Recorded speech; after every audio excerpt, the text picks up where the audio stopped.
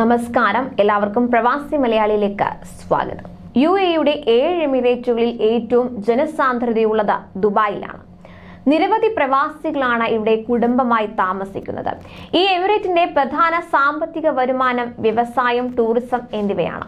എമിറേറ്റിന്റെ വരുമാനത്തിന്റെ ഏതാണ്ട് 10% താഴെ മാത്രമേ പെട്രോളിയം ശേഖരത്തിൽ നിന്നും ലഭിക്കുന്നുള്ളൂ. വ്യവസായത്തിന് ഊന്നൽ നൽകുമ്പോഴും ടൂറിസത്തിനും വലിയ സാധ്യത കണ്ടെത്തി അതിന് പ്രാധാന്യം നൽകുന്ന പദ്ധതികളുമായി മുന്നോട്ടു പോവുകയാണ് ദുബായ് ഭരണാധികാരി Sheikh Mohammed bin Rashid Al Maktoum.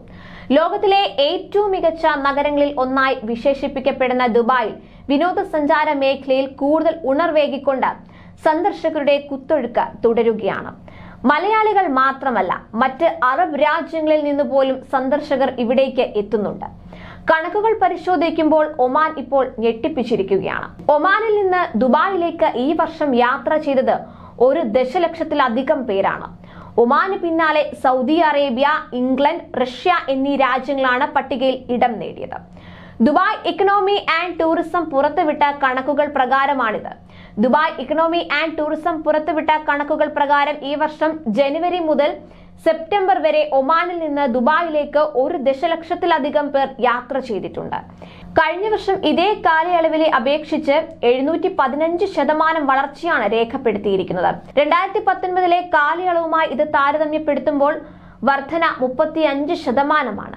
September വരെ ദുബായിലേക്ക് 1.24 ദശലക്ഷം ഇന്ത്യക്കാർ യാത്ര ചെയ്തതായും റിപ്പോർട്ടിൽ പറയുന്നു.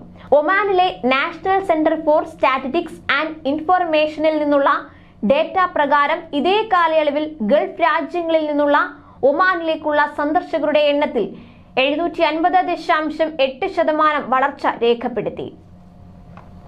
അതേസമയം ദുബായിയുടെ ടൂറിസം സാധ്യതകൾ പരമാവധി പ്രയോജനപ്പെടുത്താൻ തന്നെയാണ് ഭരണകൂടത്തിന്റെ തീരുമാനം.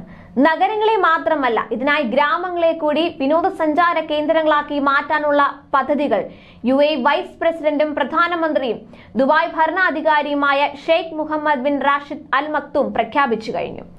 ലോകത്തിലെ ഏറ്റവും മനോഹരമായ നഗരമാണ് നമുക്കുള്ളത്.